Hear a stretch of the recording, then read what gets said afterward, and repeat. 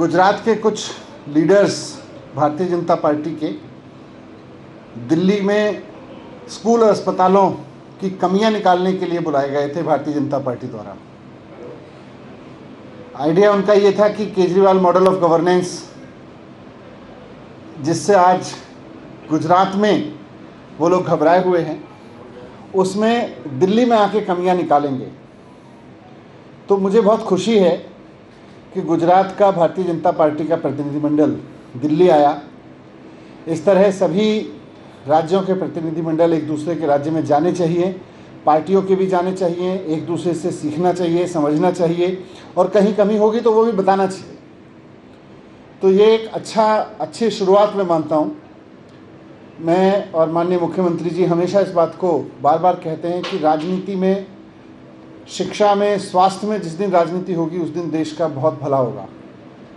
राजनीतिक पार्टियों को, सरकारों को हमेशा दूसरी राजनीतिक पार्टियों, दूसरी सरकारों के काम से सीखने समझने को तैयार रहना चाहिए, और हमको भी एक सरकार के रूप में, एक राजनीतिक पार्टी के रूप में इस बात के लिए हमेशा तैयार रहना चाहिए। और हम तैयार हैं कि देश की किसी भी पार्टी के, देश की किसी भी सरकार के लोग आएंगे तो हम उनको अपना काम बताएंगे, उनके कुछ ऑब्जर्वेशंस होंगे तो उसको भी समझेंगे, समझाएंगे। लेकिन क्योंकि उनकी नीयत पूरी ये थी कि जी कमियां निकालेंगे, केजरीवाल मॉडल में तो बहुत कमियां हैं, तो पहले दिन से मीडिया के सामने यही रखा गया कि केजरीवाल मॉडल की पोल खोलने के लिए भारतीय जनता पार्टी का गुजरात का प्रतिनिधिमंडल दिल्ली आ रहा है। मीडिया के सामने इसी तरह से पेश किया गया उस पूरे प्रतिनिधिमंडल को। उसमें कुछ पूर्व विधायक, कोई पूर्व मंत्री, प्राइवेट स्कूल चलाने वाले लोग, प्राइवेट कॉलेज चलाने वाले लोग, इस तरह के लोग थे। तो 2 दिन के लिए प्रतिनिधिमंडल आया था और भारतीय जनता पार्टी के दिल्ली के सांसदों के साथ पूरी दिल्ली में घूमा।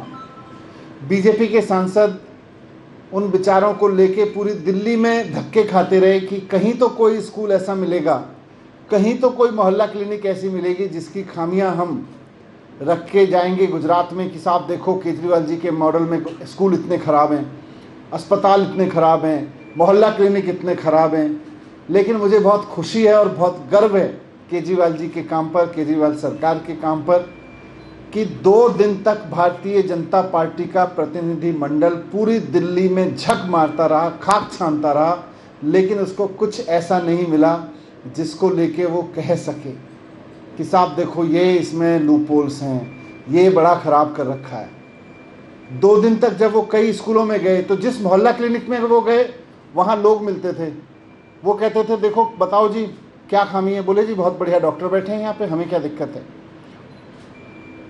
लोग डॉक्टर कहते थे उनसे कि जी हमसे पूछो हम बताएंगे आपको। उनसे बात नहीं करते थे, भाग जाते थे वहाँ पे। तो जिस मोहल्ला क्लिनिक में भी गए वहाँ डॉक्टरों ने कहा जी हमसे बात करो, मरीजों ने कहा जी हम बताते हैं कितना अच्छा चल रहा है, वहाँ से भाग गए। किसी से बात नहीं की, बस इधर उधर के फ़ोटो खींच के भाग गए। फिर स्कूलों में गए, स्कूलों में भी आजकल स्कूल तो बंद हैं पर फिर भी बिल्डिंग देख रहे होंगे, नई बिल्डिंग बन रही हैं, इंफ्रास्ट्रक्चर बन रहा है, तो स्कूलों में भी बेचारों को कुछ नहीं मिला। अंत में हार के नॉर्थ ईस्ट के एक मोहल्ला क्लिनिक के सामने बेचारे फ़ोटो खिंचा के आए, जिसको एनजीटी के आदेश के बाद बंद कर दिया गया था। उसके सामने बेचारों ने फ़ोटो खिंचाई कि जी ये देखो केजरीवाल जी का मॉडल बंद पड़ा है। वो तो एनजीटी के ऑर्डर से बहुत पहले बंद हो चुका है। फिर एक स्कूल में उनको भारतीय जनता पार्टी के एक सांसद लेके गए, देखो जी केजरीवाल मॉडल में ये खामी है। उसमें पता चला कि बहुत शानदार नई बिल्डिंग बनी है, शानदार क्लासरूम्स बने हुए हैं, और उसका एक स्टोर है, वहाँ पे डेस्क रखी हुई हैं बहुत सारी।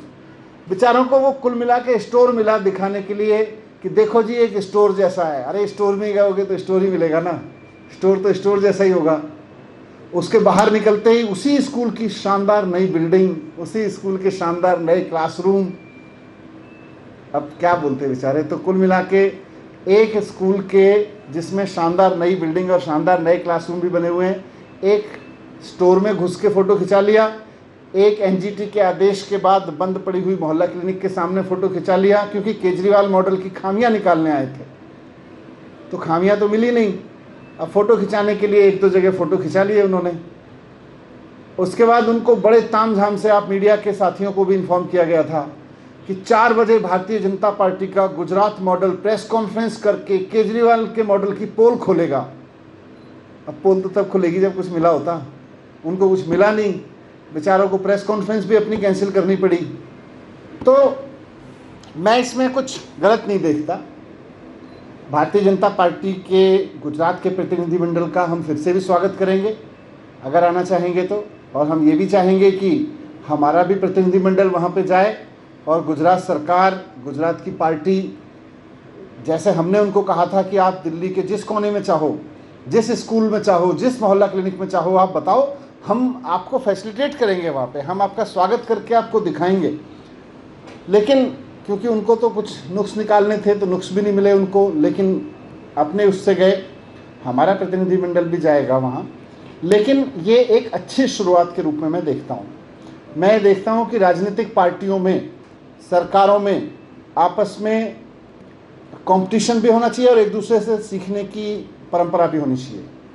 मेरे हिसाब से गुजरात का प्रतिनिधिमंडल आता और कई राज्यों के आते रहते हैं कि साहब हमें बताइए क्या अच्छा कर रहे हैं, क्या ख़राब है, क्या चैलेंजेस हैं, कहाँ कमियां रह जा रही हैं। हम उनको सब बताते हैं, हम उनके सामने सब दिखाते हैं।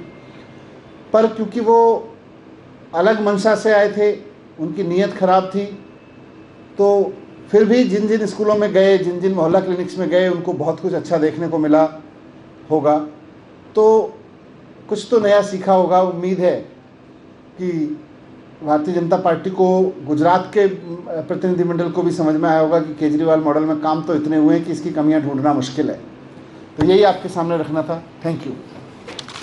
आपका प्रतिनिधिमंडल को ज़्यादा अभी जाएंगे, भेजेंगे वहाँ के। तो बड़ा इंटरेस्टिंग था कि जब गुजरात के प्रतिनिधिमंडल के बारे में मैंने अपने ट्विटर पे लिखा कि उसका स्वागत है और वो बता दें, तो गुजरात के बहुत से लोगों ने मुझको वहाँ के स्कूलों की तस्वीरें भेजनी शुरू कर दी कि ये फ़लाना ताल्लुक़ का स्कूल है, ये देखिए ये फ़लाने ज़िले का स्कूल है। तो खूब सारे अलग अलग ज़िलों से मेरे पास भी बहुत सारे फ़ोटो वहाँ के लोगों ने भेजे कि देखिए साहब, ये लोग अपने स्कूल तो ऐसे कर रखे हैं और वहाँ कमियाँ ढूंढने गए हैं। पर ठीक है, कमियाँ निकालने की बात नहीं है, बात यह है कि एक दूसरे से सीखें। तो मुझे पूरा भरोसा है कि गुजरात का बीजेपी का प्रतिनिधिमंडल जो कमियां निकालने आया था, कुछ देख के इंस्पायर ही होके गया होगा। सर, कुछ अधिकारियों पर सर कार्रवाई हुई थी जिसके अंदर शिकायतकर्ता आम आदमी पार्टी के विधायक खुद थे। कल डीटीसी के भी कुछ कर्मियों को सीबीआई ने रंगे हाथों पकड़ा है, मामला रिश्वत का है। तो कुछ अरविंद केजरीवाल जी की पॉलिसी इस मामले में बहुत क्लियर है, ज़ीरो टॉलरेंस। कोई भी अधिकारी, कोई भी मंत्री, कोई भी विधायक, कोई भी पार्टी का कोई व्यक्ति 1 रुपए की भी कहीं से कोई बात करते हुए पकड़ा जाएगा। तो अरविंद केजरीवाल जी तो खुद इस पक्ष में है कि उसको उस पद पे नहीं जाना चाहिए। मानसून ने दस्तक दे दी है, दिल्ली में क्या तैयारियां हैं कि वाटर पंप की बात हो या दूसरे जो रोड मैप तैयार किया है, कौन से पॉइंट ऐसे हैं जो बहुत ज़्यादा वल्नरेबल हैं, उनके बारे में एक बात बताइए। जितने वल्नरेबल पॉइंट्स थे उन सब पे काम किया गया है। कुछ पे इमीडिएट काम हुआ और पिछले 2-3 साल में भी आपने कई जगह देखे होंगे कि जैसे मिंटो रोड जैसे बहुत वनरेबल पॉइंट्स होते थे हर साल, पिछले साल भी हमारे पीडब्ल्यूडी डिपार्टमेंट ने उसको हैंडल किया और बिल्कुल वहाँ कोई प्रॉब्लम नहीं आई। इसी तरह से आईटीओ के सामने जो चौराहा है, आईटीओ में डब्ल्यूएचओ के सामने, उस पर भी बहुत बड़े पैमाने पे इस बार तैयारी कर ली गई। कई और पॉइंट्स हैं जैसे पुल प्रहलादपुर है या कुछ नॉर्थ ईस्ट दिल्ली में है, वहाँ भी जहाँ तक पॉसिबल हो पा रहा है, क्योंकि वहाँ कुछ रेलवे से भी सहयोग चाहिए था, कुछ और संस्थाओं से भी सहयोग चाहिए था, तो वो मैंने भी सब रिव्यू किए थे। एलजी साहब के सामने भी सारी चीज़ें रिव्यू हुई थी और डायरेक्शंस दिए हैं, तो उसमें भी उतनी प्रॉब्लम नहीं आनी चाहिए, बाकी जगहों पे भी। और आज मैंने सभी ऑफिसर्स को कहा है कि शाम को पूरे दिन के, क्योंकि आज मानसून की पहली बड़ी बारिश हुई है, तो आज पूरे दिन का स्टॉक लेके शाम को मैं सभी सीनियर ऑफिसर्स के साथ में एक ऑनलाइन मीटिंग कर रहा हूँ, जिसमें एक एक डिपार्टमेंट मुझे एक एक लोकेशन के बारे में बताएगा ताकि आने वाले दिनों में और प्रॉब्लम ना हो। सचिवालय के बगल वाली जो रोड है वहाँ पर भी वाटर लॉगिंग देखने को मिला, लेकिन इंतजाम थे वहाँ पर, लेकिन वो नाकाफी साबित हुए, तब भी वाटर लॉगिंग वो सब आज इन्फॉर्मेशन में आएगा, क्योंकि बहुत तेज़ बारिश हुई है, तो बारिश के दौरान तो पानी रुकेगा। चैलेंज तब होता है जब वो बारिश के बाद भी वहाँ रुका रहे। सर, आपने उपराज्यपाल को एक चिट्ठी लिखी थी एसीबी मामले में, उपराज्यपाल ने सीएम को चिट्ठी लिखी, उन्होंने कहा कि आपका जो चिट्ठी है, आप जिस तरह की बातें कर रहे हैं वो राजनीति से प्रेरित है, इस तरह की चीज़ें नहीं होनी चाहिए। नहीं, उसमें मैंने तो उनके सामने केवल लॉ पोजीशन रखी थी, और लॉ बहुत क्लियर है इसमें कि 4 महीने के अंदर अंदर इस पे जजमेंट हो जाना चाहिए। और पिछले एलजी उस पर अपना एक जजमेंट देके गए थे, तो उसमें कुछ जजमेंट अगर बदल रहे हैं तो इलेक्टेड गवर्नमेंट को भी उनको लूप में रखना चाहिए। सर फिर वही स्थिति होती दिखती है एलजी वर्सेस दिल्ली सरकार, क्योंकि नहीं, बार-बार ये दिल्ली चीज़ें आ में रही किसी भी तरह के काम में कोई अड़चन होगी तो फिर तो अरविंद केजरीवाल जी की सरकार किसी से भी लड़ने को तैयार है। हम सब मिलकर काम करना चाहते हैं, हम बिल्कुल नहीं चाहते कोई ऐसी स्थिति हो, पर जहाँ कोई ऐसी स्थिति होगी कि लोगों के काम रुकेंगे तो वहाँ तो बात करनी पड़ेगी। लेकिन हमारी कोई नीयत नहीं है किसी से लड़ने की, हमारी बस एक ही नीयत है कि दिल्ली के काम नहीं रुकने चाहिए।